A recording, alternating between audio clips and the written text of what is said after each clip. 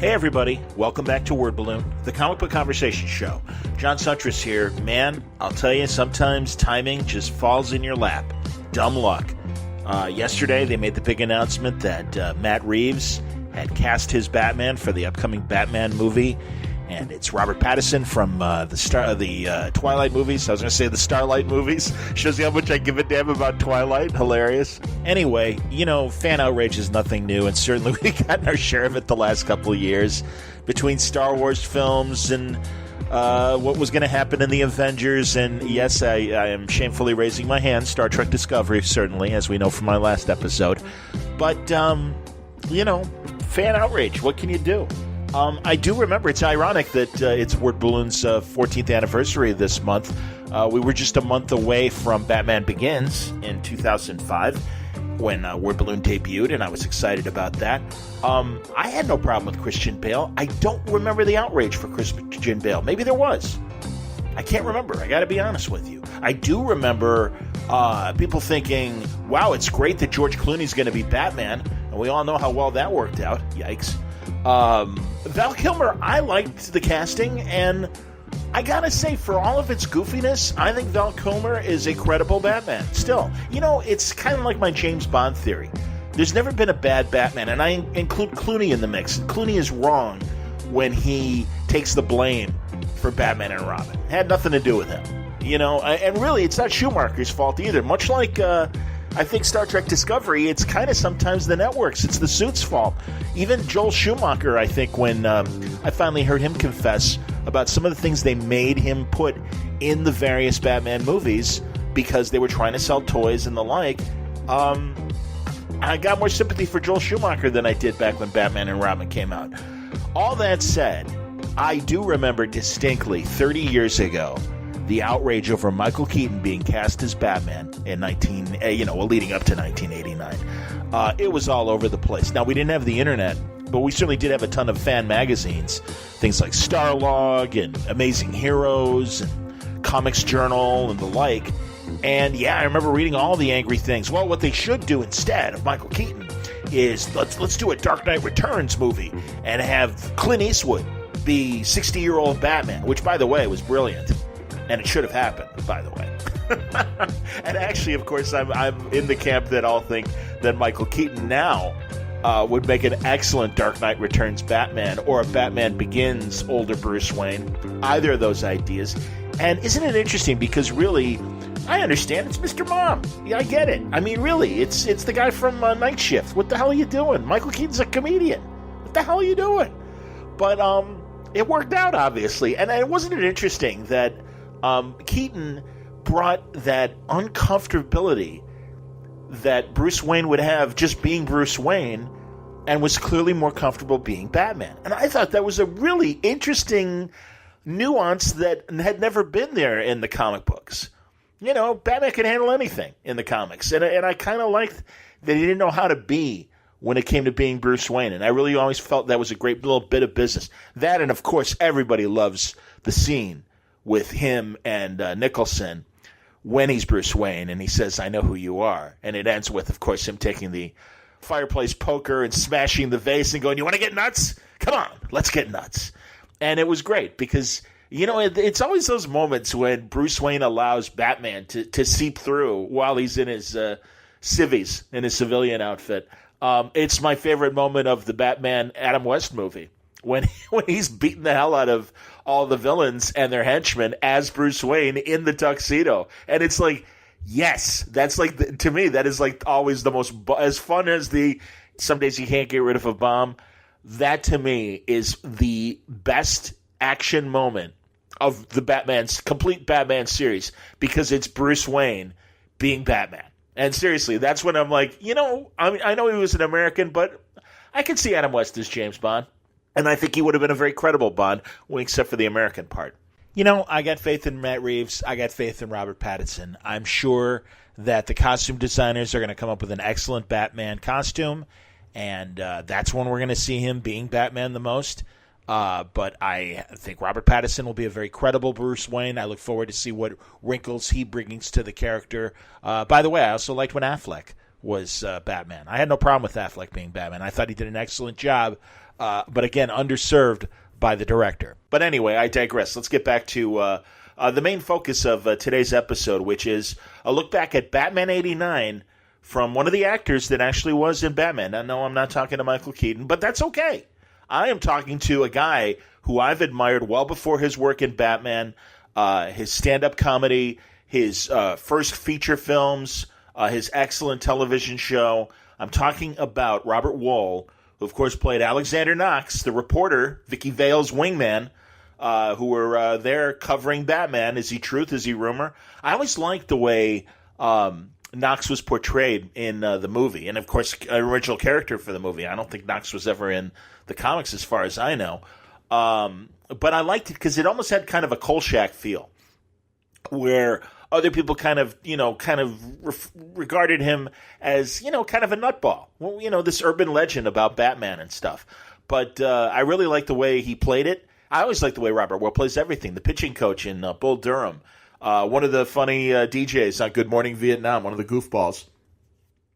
My personal favorite Robert Wuhl movie is Mistress, a movie that we talk about in this conversation.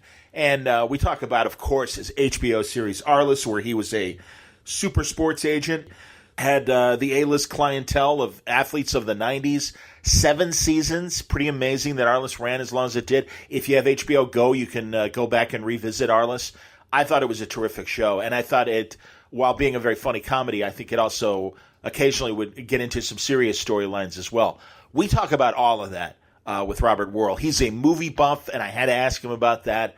But of course, we get stories about the experience Robert had making the 1989 Batman movie. Robert Wuhl on today's Word Balloon. It's all brought to you by the League of Word Balloon listeners. League, thank you very much for your support. It's greatly appreciated. The treatments that I've been having health-wise have sometimes kept me not working, which kind of sucks. I thought I was beyond all that, especially being home. But every now and then they give me a treatment to, help the ankle heal and the weird infection that I had. It's still a wound that's, healing great, but it's still in process, and I can't do everything I'd like to do. And when they give me a treatment, it's like, hey, can you, not work for a week? And it's like, okay, I guess, if I have to. And truly, the help you guys have all given me and women through Patreon has been a great help.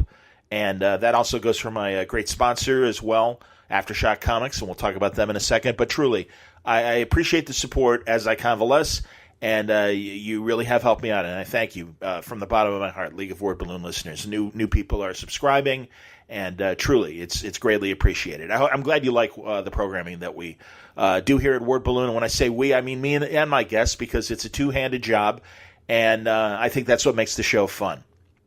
If you enjoy Word Balloon and would like to subscribe and contribute to the cause, you can go to patreon.com/wordballoon. Thank you, League of Word Balloon listeners. Word Balloon is also brought to you by Aftershock Comics. Aftershock is one of the industry's fastest-going independent publishers. They are calling this year the year of reading dangerously, and they're making a lot of really great books. Man, I'm telling you, things like Tim Seeley and his wonderful book, Dark Red. Also, Oberon from Ryan Parrott. My buddy Phil Hester and Ryan Kelly doing Stronghold, a great combination. Ollie Masters and Owen Marin, who you heard talking about Killer Groove. Stephanie Phillips doing Descendant. And the All-Stars of Aftershock, because they've cut their teeth there, and I think these books kind of put them on the map. And I mean Aftershock when I say put them on the map, but things like Donny Cates' Baby Teeth and Marguerite Bennett's Animosity, and Garth Ennis' excellent work on things like A Walk Through Hell, Dark Ark from Cullen Bunn. Very cool stuff. Great ideas, great concepts, great creators at Aftershock Comics. As I say, we'll be talking with Aftershock creators throughout the months and year, and promoting more great books from Aftershock. But if you want to check them out, you should go right to their website, because you'll find full story descriptions, preview pages, and the diamond codes on these books, and how to order them through your local shop at AftershockComics.com. Okay, without further ado, I want to get into this conversation with Robert Wuhl. Now, you heard earlier the commercial for Terrificon, another one of our great sponsors here at Word Balloon. And thank you, Mitch Halleck. Going to have a great conversation with Mitch coming up in the days ahead, and I think you'll enjoy it. It's another kind of nerd out, the way that Larry Young and John Price and I all talked mainly about Star Trek Discovery, but with Mitch, of course, it was just a general hangout kind of conversation. But Mitch asked me a few weeks ago, hey, do you want to interview Robert Wuhl? He's going to be at Terrificon. So is Billy Dee Williams, by the way. So is Val Kilmer, by the way. So pretty neat. They got some excellent Batman movie representation at Terrificon at Mohegan Sun beginning of August. I'm really looking forward to it. Thank God I am healing enough that I can go to Terrificon. They've got a great lineup of creators, as I mentioned in the commercial. But I of course, I want to talk to Robert Wuhl. I'd love to talk to Robert Wuhl. So I was really excited to get this opportunity. And I'm happy to share it with you now because I knew that beyond talking about Batman 89, there were so many things I wanted to talk about. And we had a great conversation doing it. A quick note, I just wanted to point out that the sound was a little too loud when I initially started, and I recognized that about 30 seconds into the interview. So after Robert's first part of his first answer in terms of how he got the job of being Alexander Knox in the Batman movie, midway through that answer, the sound gets normal. You'll hear Robert much clearer. But at first, it's a little overmodulated, and I do apologize for that. But again, I thought it was worth getting into and sharing with you this great opportunity to talk to Robert Wuhl on Word Balloon. Robert Wuhl, welcome to Word Balloon. It's a real pleasure to have you on, man. I've been a longtime fan of your stand-up, your movies, your television specials, of course, Arliss. Congratulations on a great career. I'm looking forward to talking to you today. I appreciate that. Thank you. This year marks the 30th anniversary of the Tim Burton Batman movie with Michael Keaton. You played reporter Alexander Knox. And I got to ask you, how did you get the role? I auditioned. My agent put me in touch with the casting director, who was the great late Marion Dougherty, who was the grande dame of casting directors. If you saw the HBO documentary Casting By, she was basically the first casting director. She gave people like Dustin Hoffman, Robert Duvall, Gene Hackman their first starts in like early television, and then she moved on to films, and she was the best, and she liked me. And I auditioned for her, and then a couple of days later, she brought me in to meet Tim Burton, and I auditioned for Tim. And, I got lucky. What can I tell you? Now, I know you are obviously a superhero fan because I remember your stand-up, and you did a great bit that's on YouTube still of George Reeves' Superman. And I thought you made a credible Superman for that bit. Were you a comic book reader? It's funny you asked that. I was when I was younger. Sure. I'm not as I've gotten older. I respect the hell out of them. I absolutely think it's an art form. I just don't. I'm just not into it as much. I don't know. Maybe it's just a process of age, but yeah, in the beginning, yes, I was. Growing up, definitely Batman and Superman and the Fantastic Four, cool. And I think those are the big ones. I wasn't a Wonder Woman fan or anything like that too much. I mean, as far like I said, Fantastic Four, but that's about it. Yeah. Okay. Well, again, I suggest people go to YouTube and check out your Superman bit because I don't even want to tip it. It was fantastic. And regarding the Batman movie, obviously everyone is still in the throes of the success of Avengers Endgame. But, maybe people kind of remember that Batman was a big deal. But, man, I looked up the numbers. The movie made $250 million domestic, $411 million worldwide. And now, granted, it was in the theaters for 25 weeks, which certainly, isn't the usual release life of a film in theaters these days. But that said, movies were like at least a fourth of what they cost now, and to make, $400 million worldwide, I remember this was a big, moment for the superhero genre kind of upping its game, and not only us nerds went to see the film, everybody went to see Batman. Yeah, I think you make a good point about, everything's about timing. I mean, George Martin said about the Beatles, they were of their time, and timing is everything. But up to that point, there really hadn't been the Superman films with Christopher Reeve had done very well. And so now you had Batman, which people may not realize was the most expensive movie ever made at that point. And you had this was one of the things, you get very lucky occasionally in your career. And this one I got lucky with because it was the A-Team, Tim Burton, who was not Tim Burton at that point. Remember, Sure. Tim had only done 2 movies. He had done Pee-wee's Big Adventure and Beetlejuice. Yes. And that was it. And now he's handed the reins to Batman.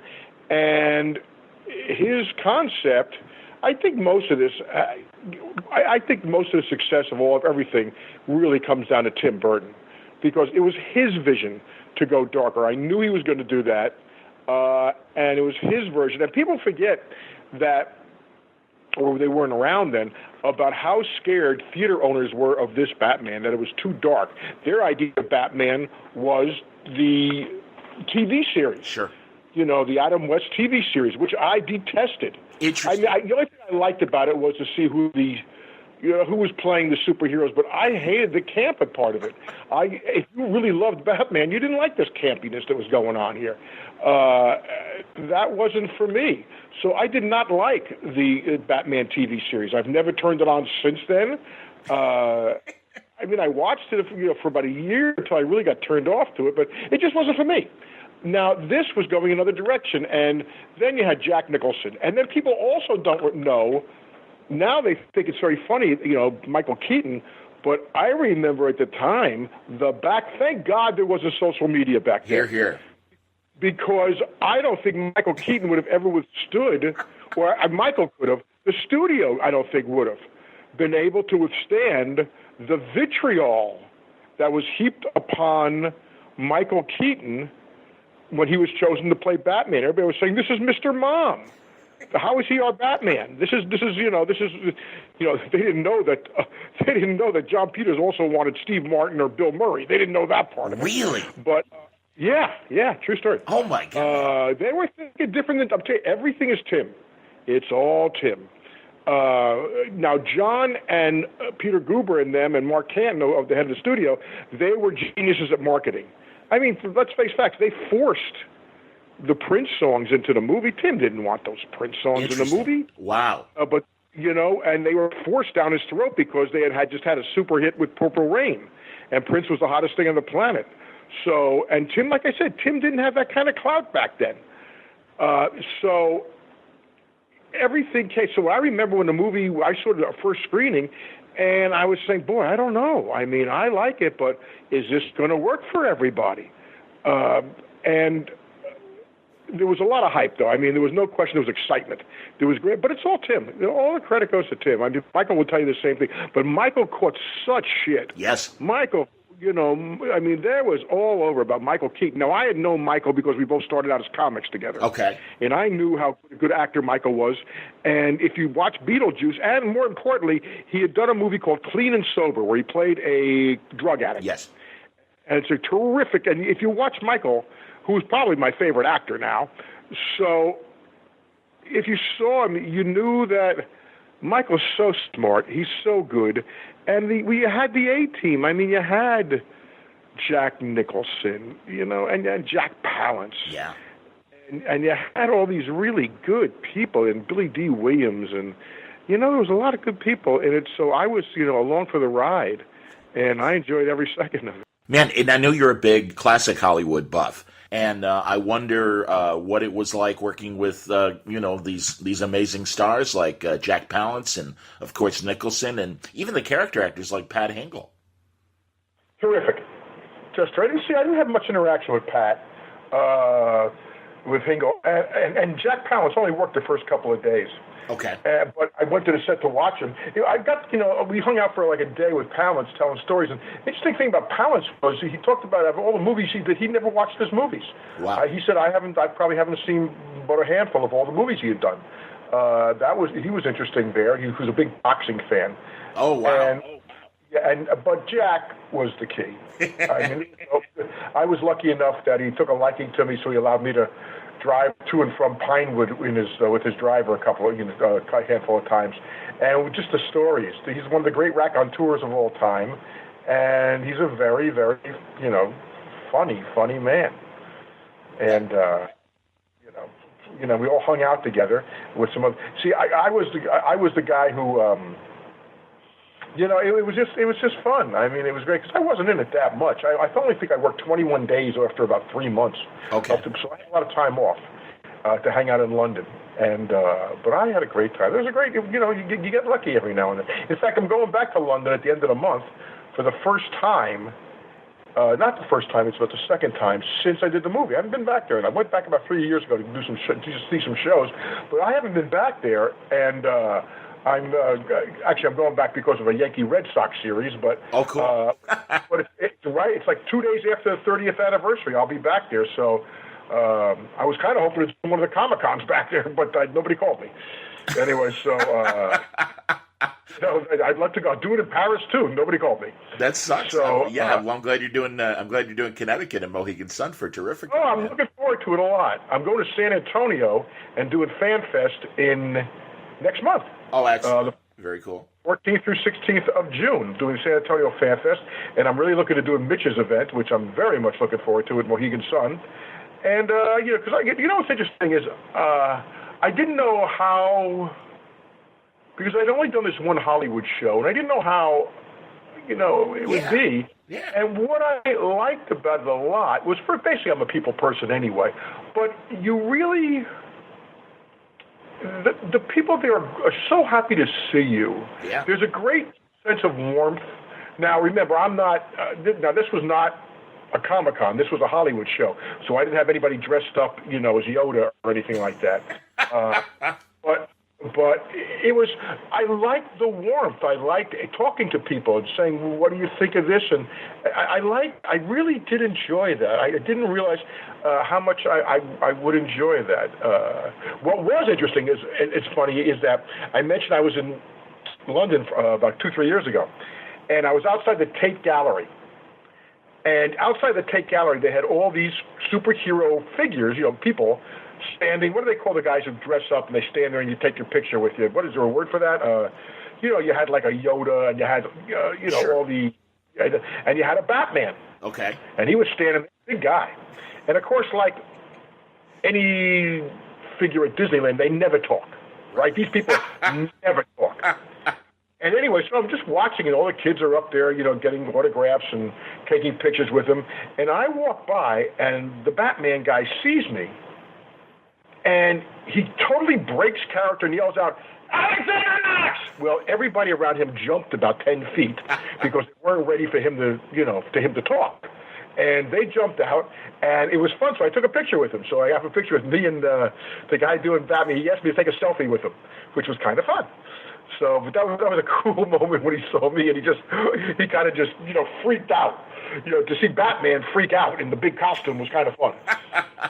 That's excellent, man. Well, I'm guessing at the very least, if not cosplayers, then you're probably going to see a couple of Batman statues that I'm sure the people want to take pictures of you next to, or whatever at Terrificon and certainly the San Antonio show too. That's great, man. And I'm interested in the filmmakers that you work with, because I appreciate you saying that a lot of Batman's success had to do with Tim Burton's vision. You've worked with some incredible directors. I mean, Good Morning Vietnam, you're working with Barry Levinson, a guy who really understands comedy, and of course working with Robin Williams as well. And all your Ron Shelton movies as well, Bull Durham and Cobb and Blue. I know you're in Blue Chips as well. So yeah, I mean, you really have had the opportunity to work with some really cool filmmakers over the years. I have been incredibly fortunate to work with really talented people. And even in the Hollywood Nights, Floyd Mutrick's Crazy Yes. Floyd was very helpful to me. He gave me my break, and you mentioned some pretty good films, and I've learned from all of them. And there's another filmmaker named Barry Primus. I did a little movie called Mistress that I'm very fond of. Yes, indeed. I wanted to talk about Mistress. I love Mistress, man. It's one of my favorite little movies. Mistress One Gets Lost. It's actually Tribeca's first film. So the cast in that we were talking about, it was with Danny Aiello the other night, and we were talking about the cast in that movie, which was the wonderful, wonderful Martin Landau and Jace Alexander and Robert De Niro and Dan Lowe and Christopher Walken and Harry Shearer and Gene Smart and Cheryl Lee Ralph and Laurie Metcalf played my wife. I mean, Yes. it was a staggering cast. A great Eli Wallach as well. Eli Wallach, may he rest in peace. You bet. Great guy. Yeah. Absolutely just a wonderful human being. That was great. That's my best work as an actor, I've always thought, because Barry Primus really stayed on me hard, and he brought the best performance out of me, I think. Man, I think it's funny as hell, and absolutely has some dark moments as well. You know, I mean, I don't want to tip it for people who haven't seen it. So worth checking out, and it's interesting that it was the first Tribeca film because, De Niro's great in it. Everybody's great in it. Like you said, Jean Smart. I mean, she always seems so. Her performances seem so simple, and I think that's so deceptive and shows what kind of talent she is because everything seems incredibly natural from her, and she has a great turn in particular in Mistress that I think, starts as just, Aiello's girlfriend, but you find the depth in her, and really everybody, I think, really has great moments in Mistress. Yes, it's interesting. You can give some. The plot line is basically that a kind of a has-been producer trying to get back into the game finds this would-be auteur filmmaker who was, had some bad times, and that was my character, and he's trying to raise money for this movie, but the three people who will raise the money all want their mistress to play the lead in the picture. It was based on experiences that Barry Primus had, and it is funny. It's very funny. It does have dark moments. What was interesting about that whole situation is that film students love that movie. I believe it. Because that's much closer to what they will experience than, like, say, The Player or something like that, which is studio stuff. But, I mean, film students who are not, not going to go to film school, but independent filmmakers love that film because it's about an independent filmmaker.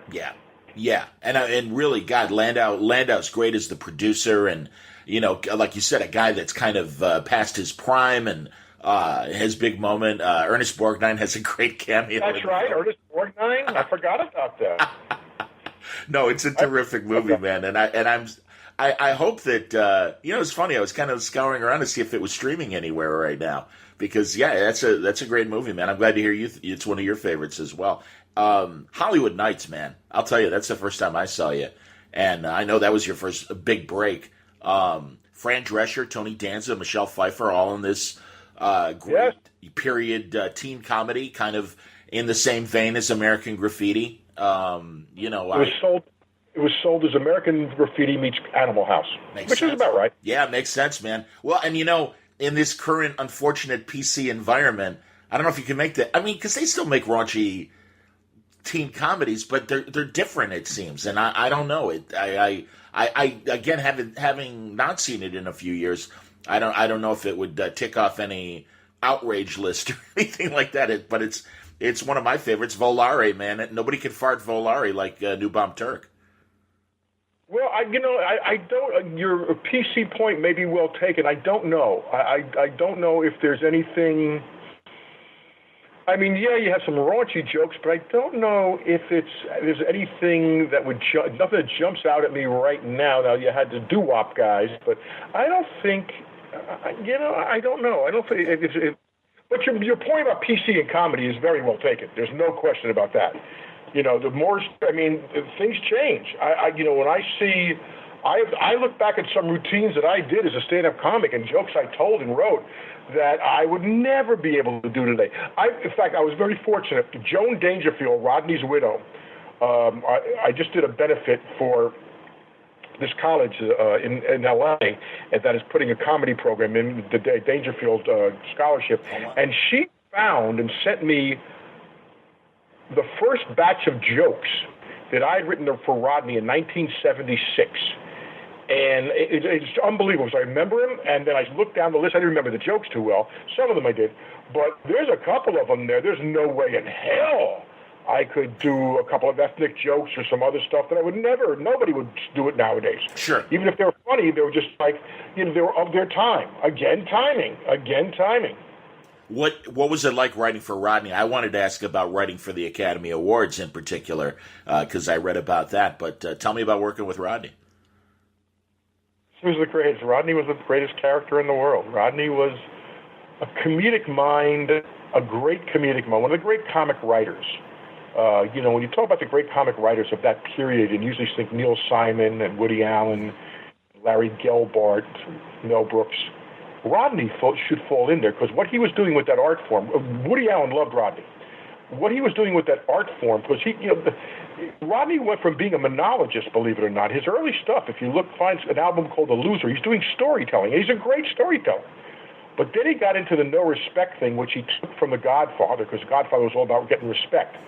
And so he started saying, I get no respect. And then he started doing the bang, bang, bang, bang, one-liners. And he found a niche. And one-liners are about the toughest thing in the world to write, because they have to have a beginning, middle, and an end. There's a setup and a punchline, and you're telling a story in one line. So it's incredibly difficult. Now, what was easier was writing for the character, the Rodney Dangerfield character, because it was already so preset. The lovable loser, the guy who gets no respect, he has a trouble with his wife, trouble with his sex life. So that is already set up. That comes with the territory. So that part was okay. It was easy. And he was brilliant. He was just brilliant, and a big partier. And he brought me out to California. Gave me a big leg up at. He brought me to the Tonight Show, to see him perform, and he introduced me to the Comedy Store, so I got to be able to get up the ladder there. And I am forever beholden to the great Rodney Dangerfield. I mean, he was just something. That's awesome, man. And you mentioned, that one-liners are telling a very brief story. I know you're very much into good storytelling, and it was a hallmark for a couple specials you did, Assume the Position. I love those things, man. And you're talking to students and telling real history stories and talking about Israel Bissell as opposed to Paul Revere, and correcting some of the facts of history. And as you point out, both in the special, and I've heard you say it elsewhere, quoting from the great movie The Man Who Shot Liberty Valance. When the legend is bigger than the truth, you print the legend. And you were there to kind of set the record straight on a few things in a very funny way. Those are great specials, man. The actual quote is, when the legend becomes fact, print the legend. Fair enough. And it's very true. I mean, that's historical. I mean, the whole idea of history being pop culture is true. I mean, we will go down, never let the facts get in the way of a good story. That's the whole, Napoleon's line, history would be a wonderful thing if only it was true. There's great, there's great thing. And even today in sports, I do a sports podcast called The Sports Reporter sometimes, with Mike Lupica and Bob Ryan and Mitch Albom. And I went off on this whole thing about, Bill Buckner, costing the Red Sox the World Series, which is ridiculous. I mean, it was Game 6. The game was already tied. There was no positive they were ever going to win that game in extra innings, and it was Game 6 to begin with. Yeah. They had a 3-run lead in Game 7 and lost. I mean, that's what happens. They think, this lost it. No, it didn't. But people remember that. It's the same thing. I'm glad to hear you're still podcasting, because I was really enjoying your CBS podcast that you were doing for a while. So was I. What the hell? I mean, I know they got, it's funny. I work for what was CBS Radio, and now it's Entercom Radio. They bought it. I assume that's what kind of pulled the plug on a lot of those podcasts, because funny as hell, man. You were an innocuous thing you told was a great story about Glenn Ford, and it absolutely killed me, because Glenn Ford's one of those nerd icons because he played Jonathan Kent in the Christopher Reeve Superman movie, and for those 10 minutes he's on screen, everyone is just like, he's the greatest Jonathan Kent, from ever, and it was great to hear about how cheap he was and how it affected his movie career. I love doing the podcast. I was sorry to see it go. I'm happy that they invite me on this other one. Uh-huh. There's a chance we might resurrect it. Good, because there's a chance about that when I get back to. I'm in New York for about 5-6 weeks. When I get back to LA, I'll give it a shot maybe. But meanwhile, I'm enjoying filling in for these guys on sports with because they're great. You're talking about three pretty great writers: of Bob Ryan, Mitch Albom, and Mike Lupica. These guys are smart. Oh yeah. So I enjoy that. Well, I'm a sports radio veteran. I did it for 16 years in radio in Chicago here, and no, man, and with that in mind, my prime years were the 90s, and loved Arliss, man.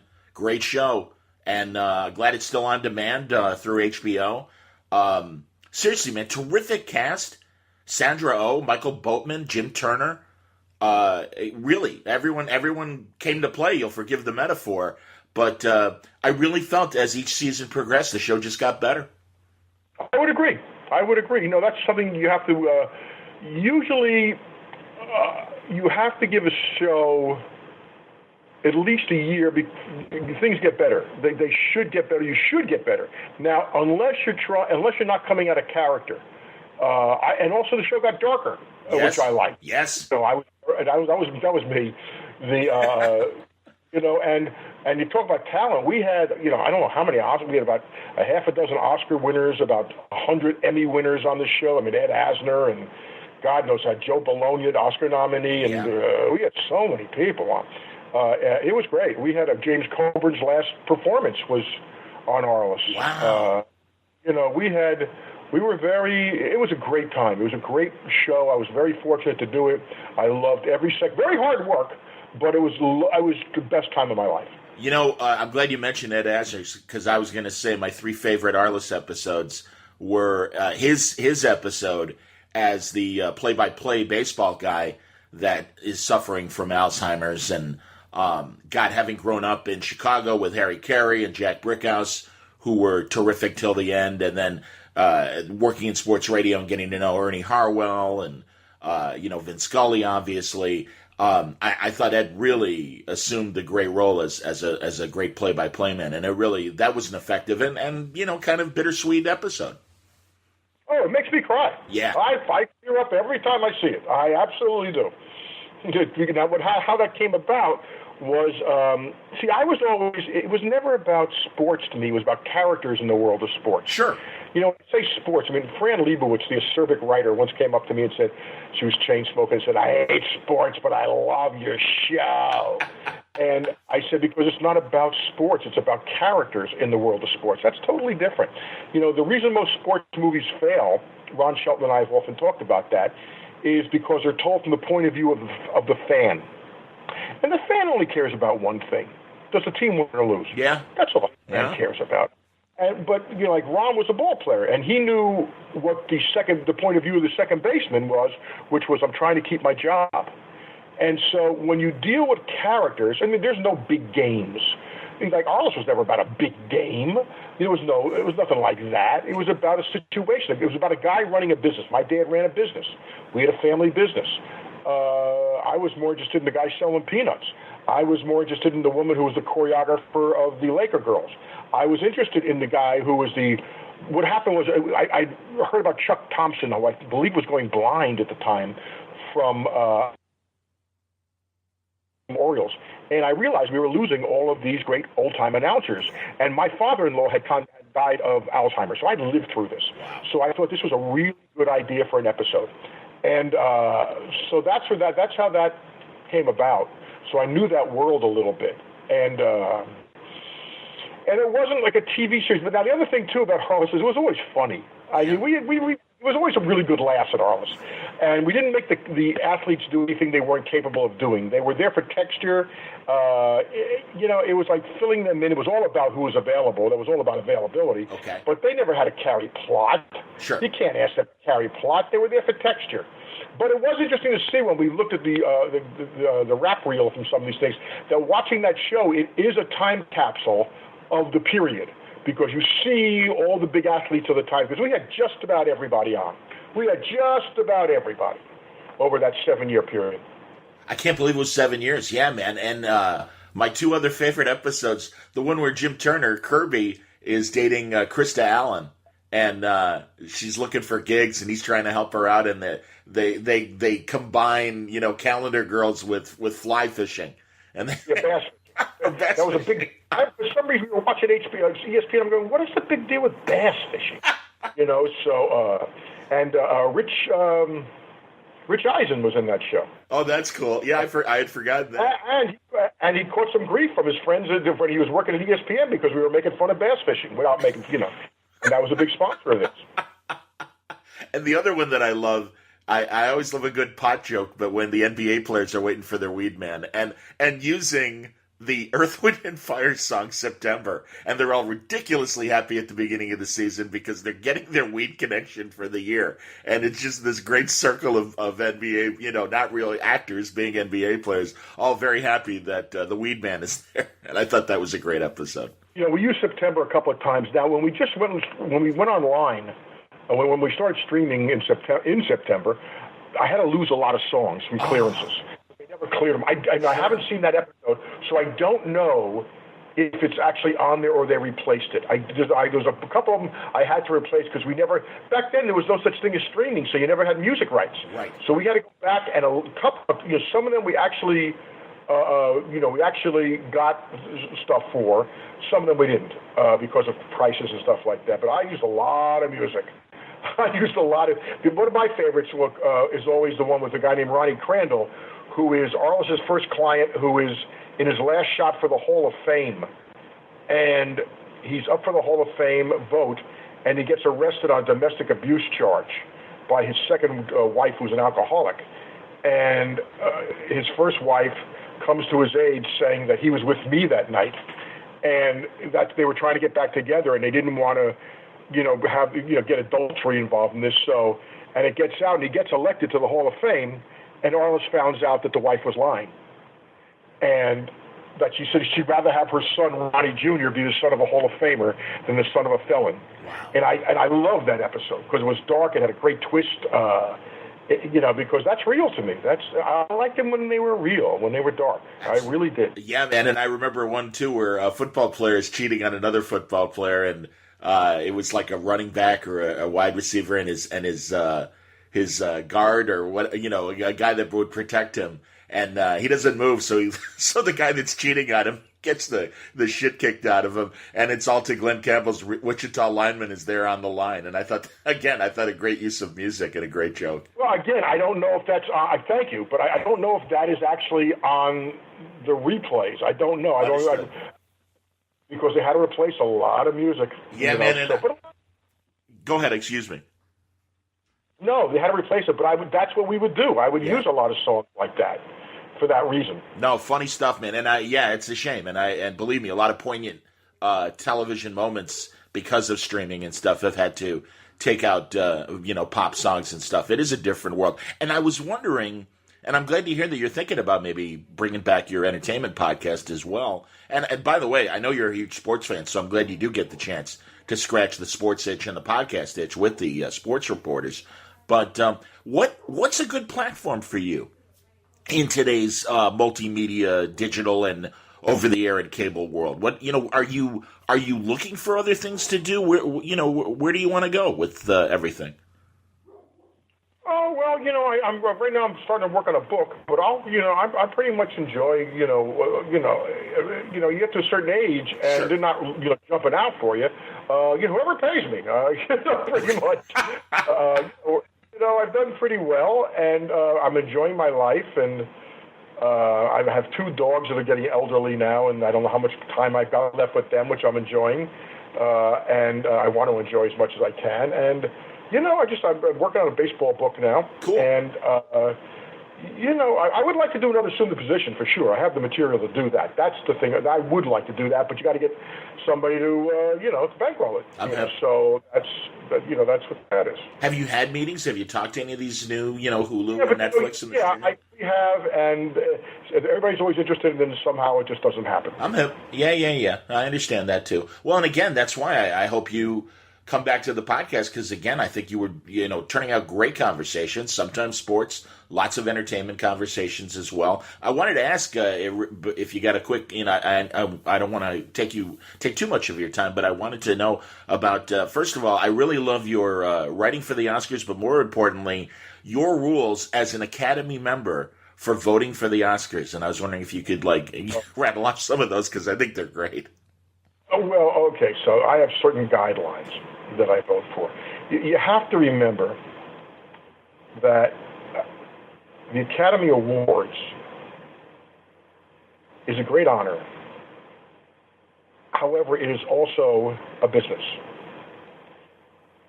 And it is, in certain ways, it's the world's greatest trade show.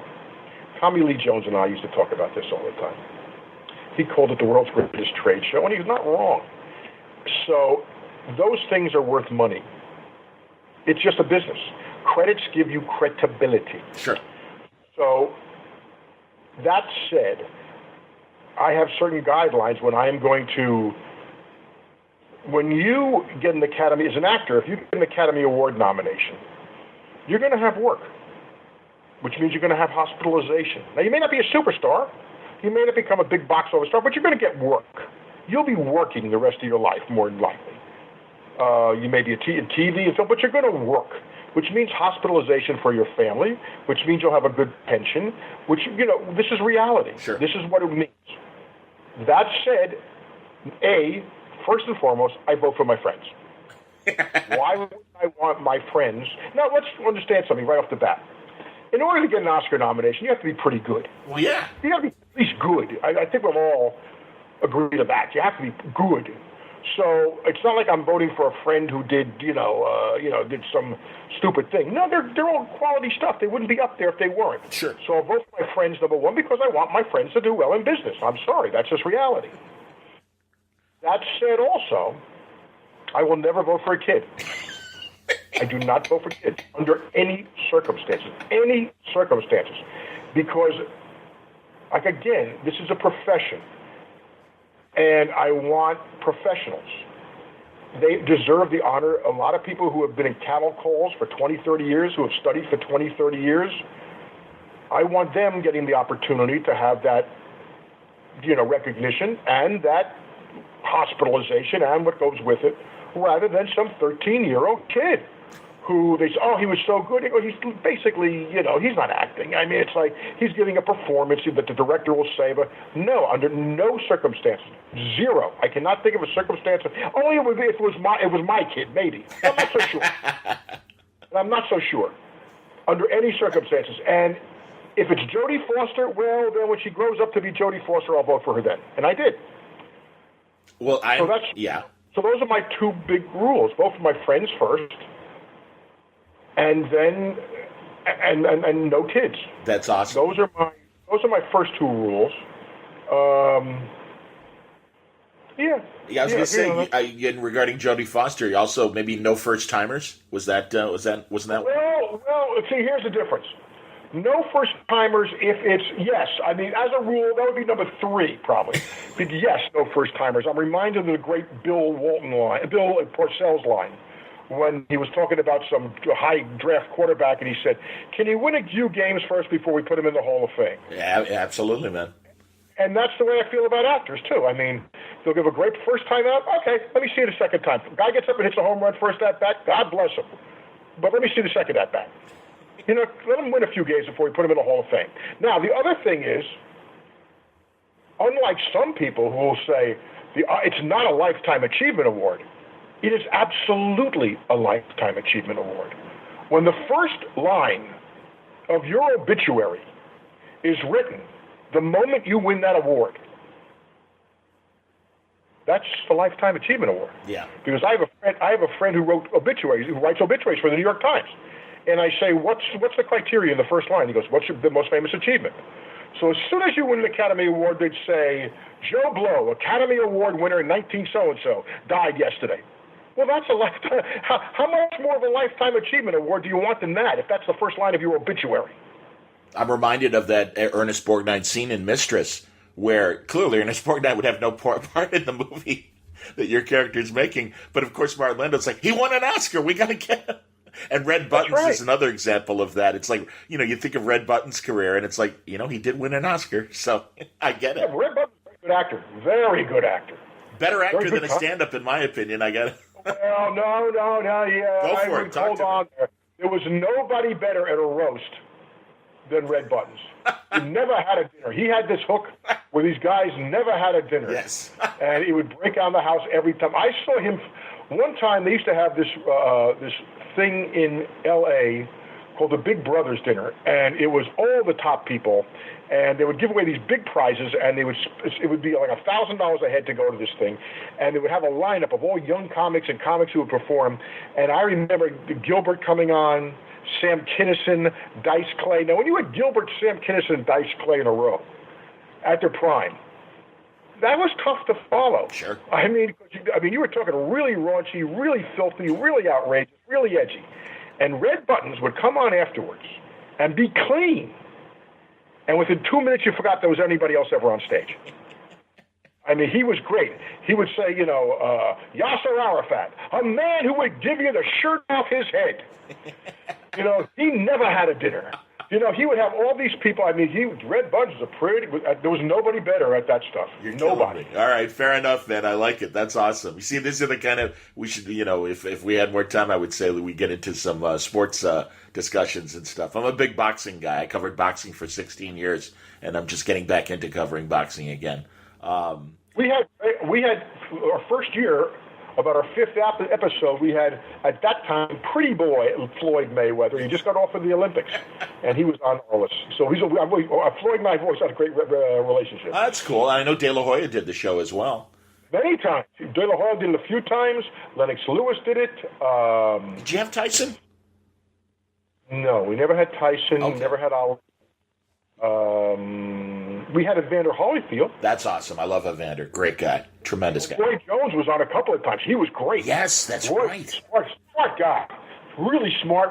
I loved having Roy Jones on. That's cool. Your love of Hollywood. Have you been a guest host on Turner Classic Movies? Yes. Okay. That's cool. Like, do you remember what movies you picked? Yes, I picked three pretty esoteric movies because everybody takes Casablanca. Well, yeah.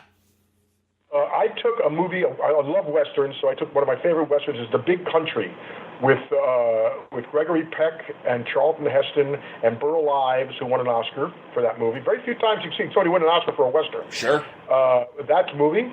I took my favorite comedy of all time, which is To Be or Not to Be, with Jack Benny and Carol Lombard. Lubitsch, absolutely, man. Yeah.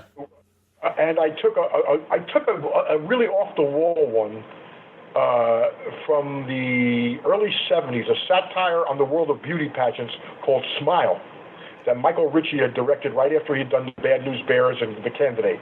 And it's a really movie that's of its time, but it's out there. And I thought this one is, if you want to see what America was like in the early 70s and pop culture and everything, this was the movie. Those were the three movies I took. That's cool, man. No, and I've seen Smile. That's awesome. And I haven't seen Big Country, but yeah, I'm a huge To Be or Not to Be fan. It's like everyone, obviously the great joke about Jack Benny was The Horn Blows at Midnight. But it's like, yeah, guess what? He actually made a really great movie with Ernest Lubitsch and everything, To Be or Not to Be. And I don't see, I love Mel Brooks, but I got to tell you, I'm not a big fan of his remake. Yeah, well, it's a remake. Yeah. Understood, man. Well, as we wrap up, hey, really looking forward to seeing you at Terrificon. You mentioned again you're going to be at that San Antonio show in within the month. Yeah, June 14th through 16th. That's excellent, man. Hey, real pleasure to meet you and get the chance to talk to you. As I said, longtime fan, and looking forward to hopefully having you back on a more regular basis from a podcasting standpoint. But regardless, take the victory lap this year for the 30th anniversary of Batman and everything else you do, Robert Wuhl. It's a pleasure talking to you. Thanks a lot. Awesome, man. That was terrific. That's Robert Wuhl. His podcast was called Ipso Facto, and it ran until 2017, and I thought it was terrific. Like I said, that was not faint praise. I really enjoyed in-depth conversations and interviews that he did. Among them, Todd McFarlane, believe it or not, kind of feeding into not only the comic book side of us, but also the baseball side, and then the baseball collector that Todd is. And that was an interesting conversation. They're great. Really, really funny conversations. Ipso Facto. And you can find it on iTunes and the various podcasting platforms. I'm really glad that the episodes are still available for you to check out. Really looking forward to seeing Robert Wuhl at Terrificon, along with Val Kilmer and Billy Dee Williams. That's going to be an incredible panel. I hope they all, man, if I were them, I'd do three separate panels, because obviously all of them could have incredible conversations. Geez, Val Kilmer, I've loved him since Real Genius. I mean, Billy Dee. Yes, of course, Harvey Dent. Yes, of course, Lando. Of course. But I got to tell you, man, I loved him in the 70s when I was a little kid. And when he was doing things like the great Negro League Baseball movie, Big O Long and the All-Stars. I mean, I can't tell you. That was the first thing I said to him when I met him. I'm like, look, man, I love Lando, but Bingo Long, him and James Earl Jones and Richard Pryor, and the actor whose name I always forget, who played Morris Day in Animal House, Morris Day and the Knights, he's in the movie. Great movie. Really, really funny movie. And totally worth seeing, by the way. You got to see it. Great 70s movie. And, of course, Mahogany. I mean, that's the thing. Billy Dee was the man. Even the Schlitz Malt Liquor Bowl commercials. I mean, he was the king of cool. He was the Idris Elba of the 70s. No question. And, of course, that's why he was Lando. Anyway, really excited about Terrificon coming up at the end of August. I hope to see you out there. I'm really, really relieved that I am healthy enough to attend Terrificon this year with the slate of comic creators and celebrity guests that they've got coming up. It's going to be a great show. And thank you, Mitch Hallock, for helping me make the Robert Wuhl thing happen. That was amazing. So thanks a lot for listening to today's Word Balloon. It was brought to you by Aftershock Comics. Don't forget, Aftershock has a lot of great books that are out there right now. I'm very interested in the new direction that we're going to get from Dark Arc. That is the great book from Cullen Bunn and Juan Doe. There's, of course, Donny Cates' Baby Teeth. I hope to talk to Donny very soon about Baby Teeth and a lot of other things that he's been working on. Hope to be talking to Marguerite Bennett soon about Animosity as well, and Garth Ennis about all of his great Aftershock product. Also want to talk to Ryan Parrott about Oberon, and we've already had that great conversation with Phil Hester about Stronghold, and we certainly already talked to Ollie Masters and Owen Marin about Killer Groove, and Stephanie Phillips about Descendant. They're interesting books. They are worth your attention, and they're great because I love the fact that Aftershock. I mean, you know, they've had their little forays into the superhero world, but I really appreciate good, interesting action books and dramas and horror and all the other genres, science fiction that Aftershock promotes. And gives these, great creators a chance to develop their ideas and a platform to present them. Really great stuff. Aftershock Comics. Check out their website. You will find full story descriptions, preview pages, and the diamond codes on how to order these books through your local shop at AftershockComics.com. Thanks a lot for listening. Enjoy the weekend. More great Word Balloons coming up. Man, I think I've released like 7 episodes in May. I think something like that, and we're only halfway there. Lots more great stuff coming for May and June and the months ahead. Really, really excited about all the content that I'm happy to share with you here at wordballoon.com. Also, of course, check out the back catalog. Check out the archive. I've got a lot of great episodes, over 800 strong, here at wordballoon.com.